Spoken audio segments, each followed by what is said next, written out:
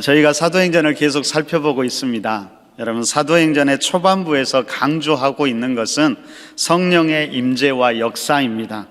그로 인해 복음이 증거되고 아름다운 영적 공동체를 이루어 가고 있죠. 성경은 그 공동체가 한 마음과 한 뜻이 되어 사랑을 나누었다라고 이야기하고 있습니다. 그래서 모든 물건을 서로 통용하고 재산과 소유를 팔아 각 사람들의 필요에 따라 나누고 날마다 마음을 같이하여 모이기에 힘쓰면서 하나님을 찬양하는 공동체가 되었습니다. 이런 공동체가 세상의 선한 증거가 되었지요. 하지만 바벨론 세력의 도전도 계속됩니다. 이 땅의 기득권자들은 자신들의 기득권을 지키기 위해 위협과 폭력도 주저하지 않았습니다. 하지만 공동체는 함께 기도하고 격려하면서 이 또한 잘 이겨나갑니다. 오히려 위협 속에서 더욱더 하나가 되고 아름다운 공동체를 이루어 가지요. 여러분, 사도행전에 보면 이런 초대교회에 대한 묘사가 두 번 나오는데요. 한 번은 오순절 성령 강림 후에 베드로가 설교하자 3,000명이나 믿게 되면서 공동체가 탄생하게 되지요. 이것이 사도행전 2장에 기록되어 있습니다.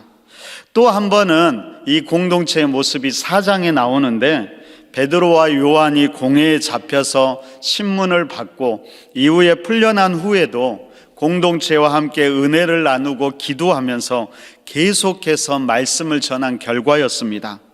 그러니까 사도행전 2장의 교회 공동체가 교회 일이 좋은 일이 가득했을 때의 모습이라면 4장의 교회 공동체는 외부적인 어려움과 도전이 있을 때의 모습이었습니다.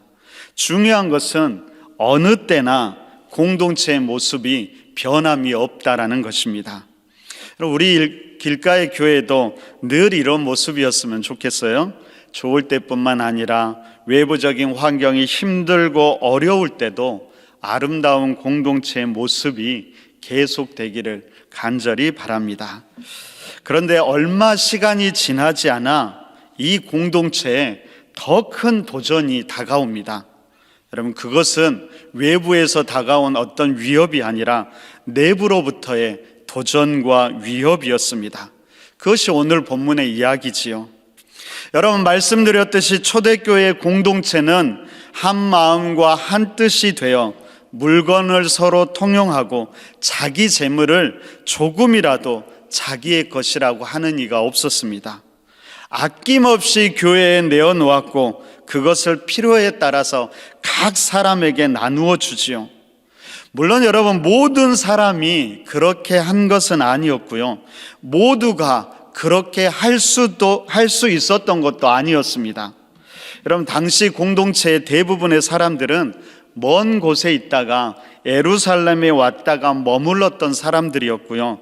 또한 재산이나 밭을 가지지 못한 가난한 이들이었습니다. 당시 상황을 혹자는 당시에 로마에서 대략 한 10% 정도만 집과 밭을 소유하고 있었다라고 이야기하기도 합니다. 아마 교회 안에서는 그 숫자가 더 적었을 것 같습니다.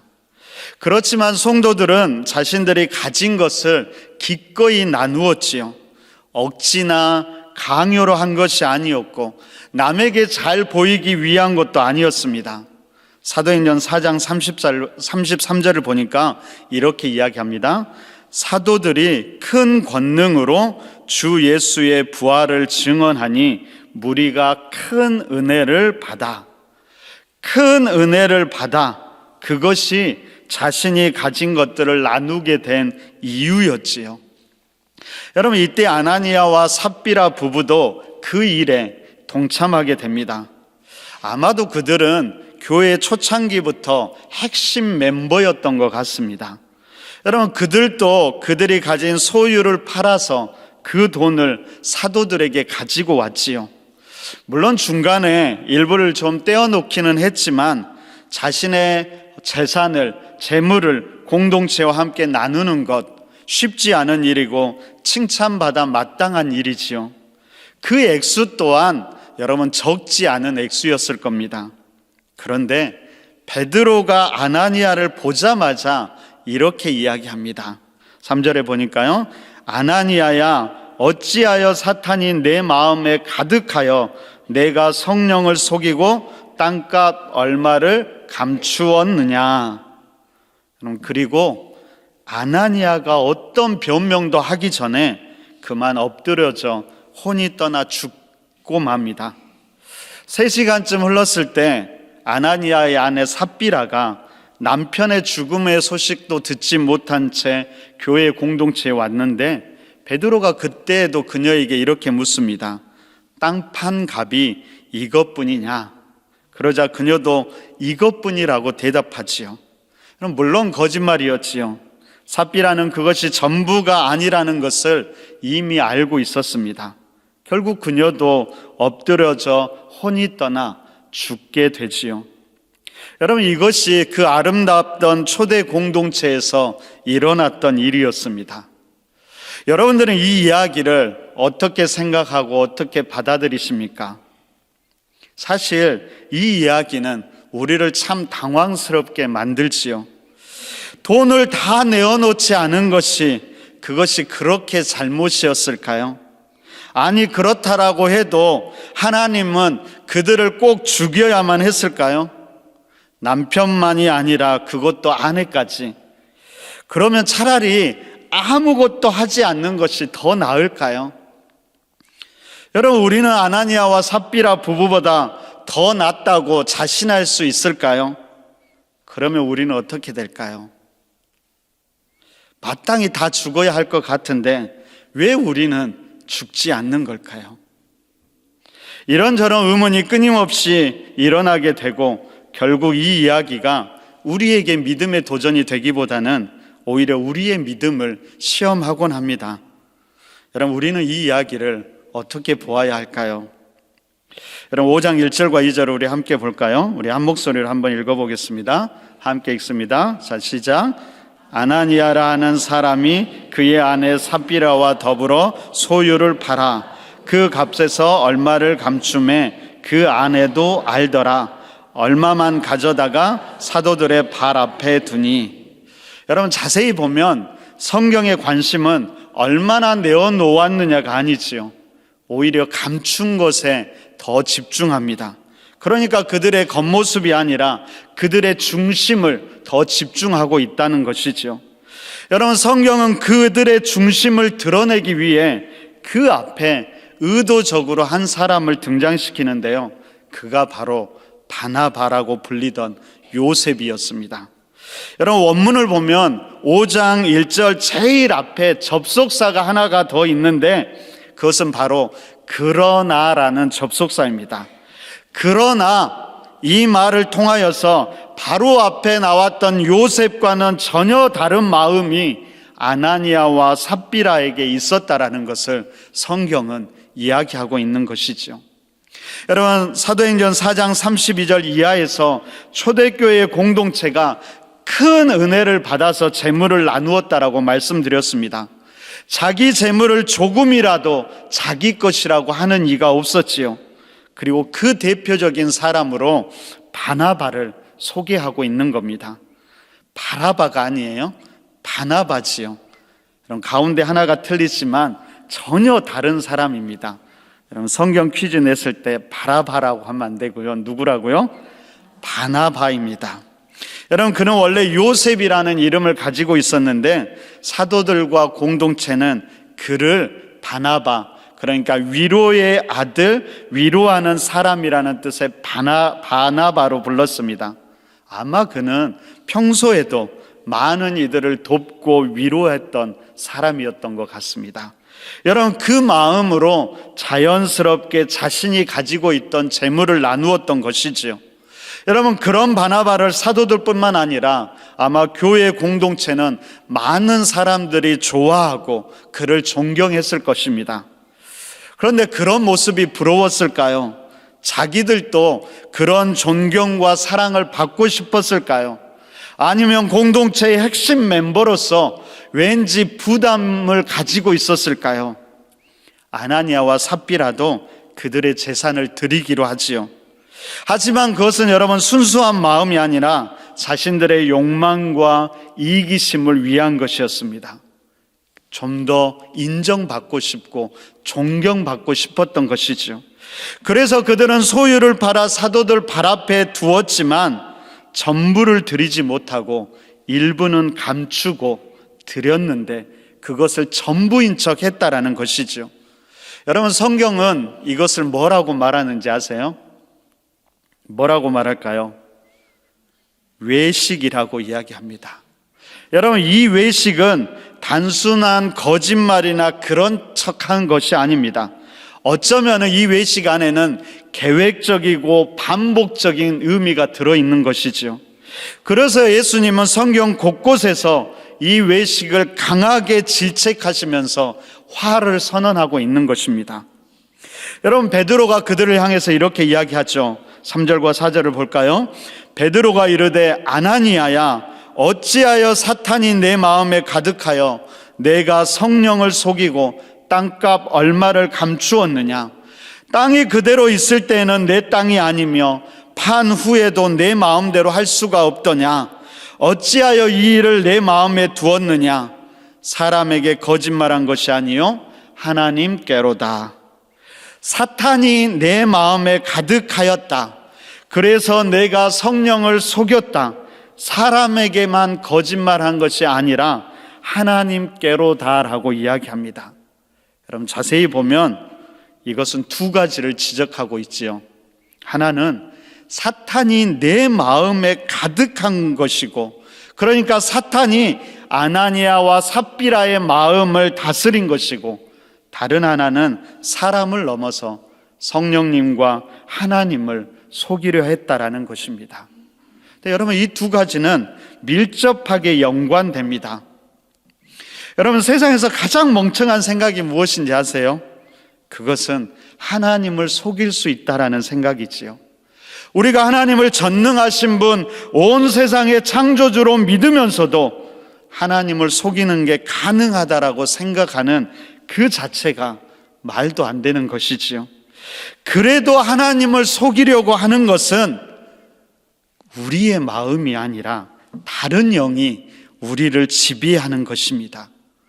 여러분, 그러므로 하나님을 속이려는 마음이 들 때 우리가 생각해야 되는 것은 무엇이냐면 다른 영이 나를 지배하려 한다는 것을 알아야만 합니다.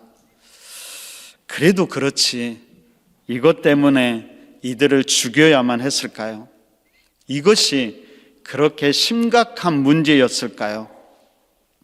여러분, 이 사건은 구약의 두 가지 사건을 볼 때 좀 더 명확한 이해가 가능합니다. 첫 번째로, 여러분, 신학자들은 이 사건이 구약의 아간의 사건과 짝을 이룬다고 이야기합니다. 특별히 그 연관성으로 감추매라는 단어를 살펴보는데, 이 감추다라는 단어가 양쪽에서 똑같은 의미로 사용된다라는 것입니다. 여러분, 이 단어는 단순히 숨겼다라는 의미가 아니라 하나님을 속이는 행위를 이야기합니다. 여러분, 여호수아 7장을 보면 여리고 전쟁이 끝나고 하나님께서 어느 누구도 그곳의 물건을 취하지 말라고 명령하시지요. 바로 그 전쟁은 하나님의 전쟁이었고 거룩함을 위한 전쟁이었기 때문입니다. 그러니까 지금 이스라엘은 가나안과 전쟁을 치르면서 그 땅을 거룩하고 정결하게 하고 있는 것이지요. 뿐만 아니라 그 전쟁을 치르면서 이스라엘 공동체 자신들도 거룩한 공동체가 되어가고 있는 것입니다. 그러니까 이 전쟁은 가나안과의 전쟁이면서 또한 자신들과의 전쟁이었습니다. 더 나아가서 거룩한 하나님의 나라를 이루어가는 중요한 전쟁이었지요. 그런데 바로 그때 이 아간이 하나님의 말씀을 어기고 그곳에 물건을 감추게 됩니다. 시날산의 외투 한 벌, 은 200세겔, 금 50세겔 한 덩어리였지요. 어떻게 보면 여러분 대단한 것도 아니었습니다.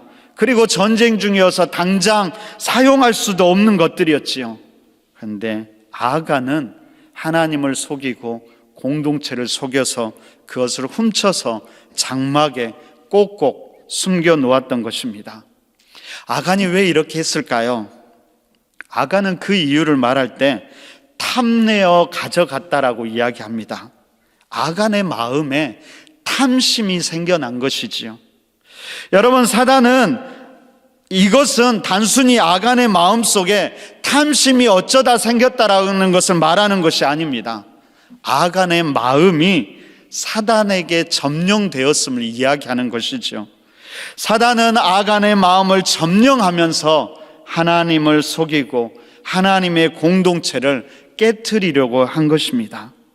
그래서 하나님은 이 일을 단순히 아간의 범죄뿐만 아니라 이스라엘의 전체의 범죄로 보고 이를 통해서 다음 전투였던 아이성 전투에서 이스라엘 전체가 패배하게 하셨던 것입니다.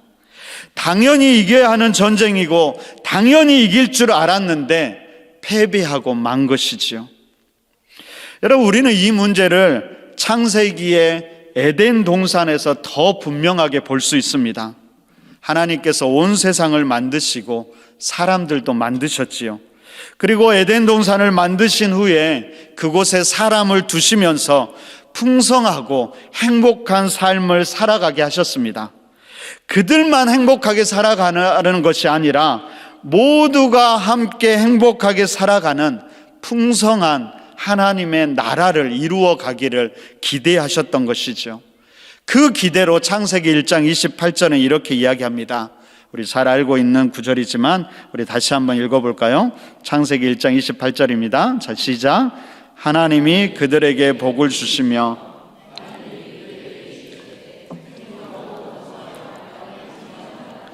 땅을 정복하라. 바다의 물고기와 하늘의 새와 땅에 움직이는 모든 생물을 다스리라 하시니라.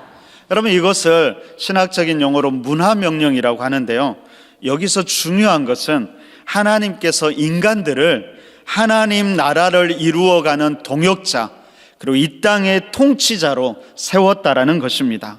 하나님은 이제 인간과 함께 인간을 통해 하나님 나라를 이루고 다스리려고 했던 것이지요.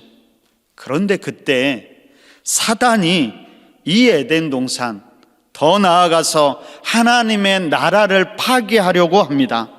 이것을 위해서 사단은 하와에게 접근해서 교묘한 거짓을 통해 하와의 마음 중심을 흔들기 시작합니다. 결국에 사단의 거짓에 넘어가 그 마음을 빼앗겨버린 하와가 하나님의 말씀을 어기게 되고 동산 중앙에 있는 나무의 열매를 먹고 그것을 남편에게도 주지요.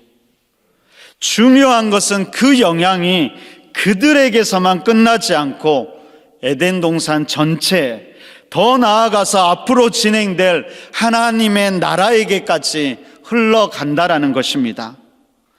여러분, 우리는 여기에서 죄의 본질과 영향력을 볼 수 있어야 합니다.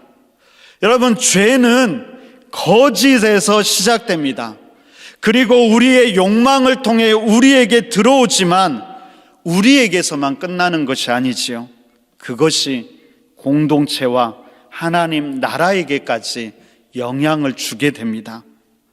결국에 이 죄는 하나님 나라에 대한 도전이고요, 더 나아가서 하나님에 대한 도전입니다.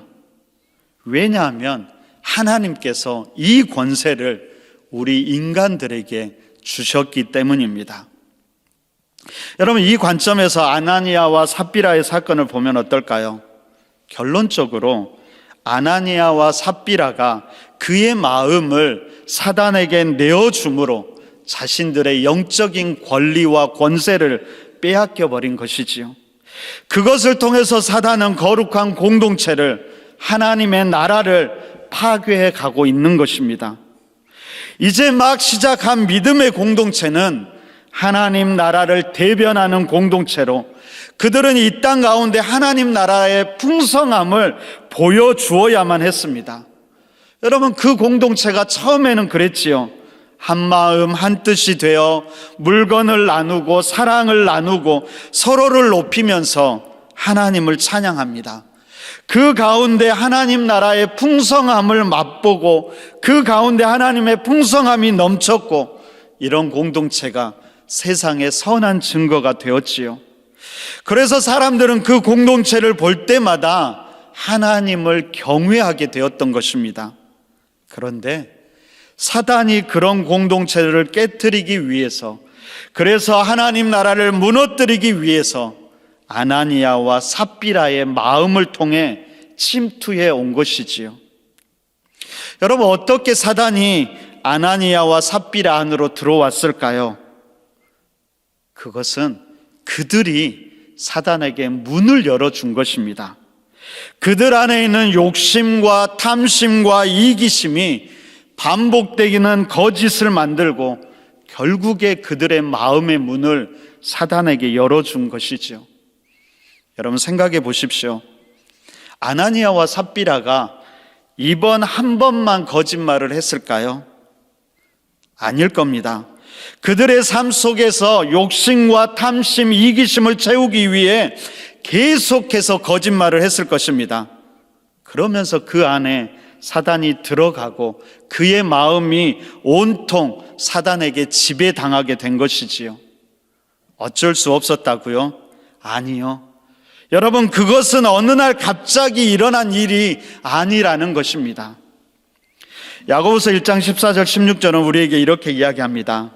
오직 각 사람이 시험을 받는 것은 자기 욕심에 끌려 미혹됨이니 욕심이 잉태한즉 죄를 낳고 죄가 장성한즉 사망을 낳느니라. 사단이 끊임없이 우리를 유혹해 오고요, 우리 안에 끊임없이 거짓이 반복될 때 죄가 우리 안에 자라게 되고 그것을 결국에는 사단을 우리 마음에 받아들이게 되는 것이지요. 여러분, 우리가 잊지 말아야 할 것은 무엇일까요? 원래 우리가 그런 사람이 아니라는 겁니다. 바로 다음에 야고보는 우리에게 이렇게 이야기합니다. 16절에 보니까 내 사랑하는 형제들아 속지 말라. 18절을 보니까 이렇게 이야기하죠. 그가 그 피조물 중에 우리로 한 첫 열매가 되게 하시려고 자기의 뜻을 따라 진리의 말씀으로 우리를 낳으셨느니라. 하나님이 우리를 진리의 말씀으로 낳으셨다라고 이야기합니다. 우리가 어떤 사람이냐면 진리의 사람들이지요. 그러면 우리는 어떻게 살아가야 할까요? 잘 살아야 합니다. 여러분, 잘 산다라는 것은 그냥 잘 먹고 내 마음대로 산다는 것이 아니라 우리가 하나님의 나라를 이루어 갈 수 있도록 바르고 거룩하게 살아가야 한다는 것이죠. 때때로 우리의 욕심과 이기심이 거짓을 말하고자 할 때도 우리가 누구인지를 잊지 말고 하나님을 속일 수 없다라는 사실도 잊지 말고 결단할 수 있어야 합니다. 사단이 우리의 마음을 점령하지 못하게 하므로 우리를 통해 죄가 공동체 안으로 들어오지 못하게 하고 하나님의 나라를 무너뜨리지 못하도록 해야 합니다. 그 영적 권리를 결코 사단에게 내어주어서는 안 되는 것이죠. 요즘에 한국 상황을 보면 너무나 마음이 아픕니다. 다른 것이 마음이 아픈 것이 아니라 대통령 탄핵 사건을 보면서 가장 안타까운 것은 기성세대들이 너무나 거짓말을 쉽게 한다라는 것이지요. 한 나라의 대통령도 고위 공직자들도 여야의 정치인들, 군인, 경찰, 심지어 검사들까지도 모두가 전혀 거리낌 없이 너무나 쉽게 거짓을 말합니다. 심지어 믿음의 사람들조차도 그 대열에 합류하고 있지요.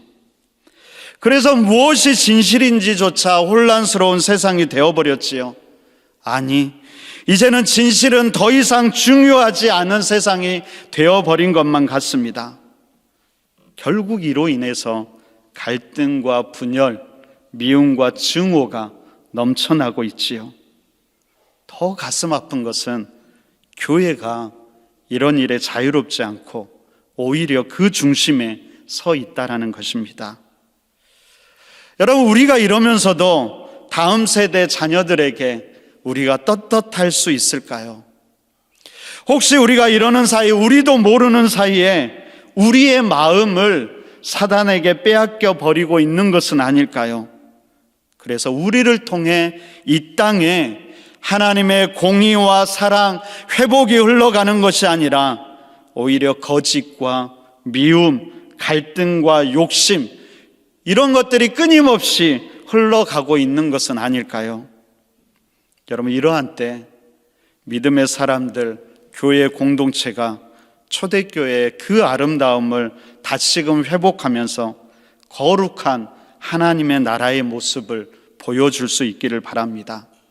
사심 없이 내가 가진 것을 나누던 그 사랑의 모습, 그 사랑과 헌신이 다시 우리 공동체, 이 땅 가운데 흘러 넘치기를 소망합니다. 여러분, 오늘 이 사건의 결론이 무엇일까요? 5절과 11절을 보니까 이렇게 이야기합니다. 온 교회와 이 일을 듣는 사람들이 다 크게 두려워하니라. 하나님을 향한 이 거룩한 경외가 다시금 회복되었으면 좋겠습니다. 그러기 위해서 우리는 무엇을 해야 할까요? 여러분, 무엇보다도 다시 하나님을 의식해야겠지요. 고람되어 우리가 하나님 앞에서 살아가고 있음을 잊지 않는 것입니다. 뿐만 아니라 잠언 4장 23절은 이렇게 이야기하죠. 모든 지킬 만한 것 중에 더욱 내 마음을 지키라. 여기서 지킨다는 것은 단순히 죄의 결과뿐만 아니라 그 원인인 사단이 우리의 마음을 지배하지 못하도록, 우리 마음속으로 들어오지 못하도록 우리 마음을 지켜야 한다는 것입니다. 순결하고 거룩한 영이 우리를 다스리기를 소망하면서 우리의 마음의 문을 거짓의 영이 아니라 성령님께 열어드려야 하는 것이지요. 여러분, 무엇보다 우리 공동체가 이 일을 위해서 함께 돕는 자들이 되었으면 좋겠습니다. 여러분, 아나니아와 삽비라 부부를 보면서 참 안타까운 것은 분명히 이들도 한 마음을 품었지요. 그런데 이 부부가 한 마음을 품은 것은 선한 것이 아니라 죄에 대한 한 마음을 품은 것이었습니다.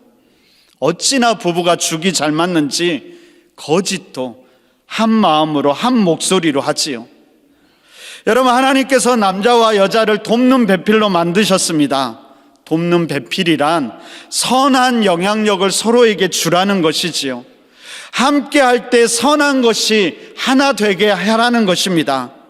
그런데 우리들은 하나가 되어 자꾸 선한 것보다 악한 것으로 치우칠 때가 많지요. 오늘 삽비라의 모습을 보면서 돕는 배필의 역할을 다시 한번 생각해 보시기 바랍니다. 단순히 부부 관계뿐만 아니라 공동체 안에서도 서로가 서로에게 선한 영향력을 주면서 우리가 함께 거룩함을 지켜나가야 한다는 것이죠. 그런 우리를 통해서 이 땅, 우리 대한민국이 다시 거룩함을 회복하고 거룩한 하나님의 나라가 이 땅 가운데 임하기를 소망합니다. 그래서 우리 아이들이 다음 세대가 살아가는 세상은 더 거룩하고 더 진실하고 그런 아름다운 세상이 되기를 간절히 바랍니다.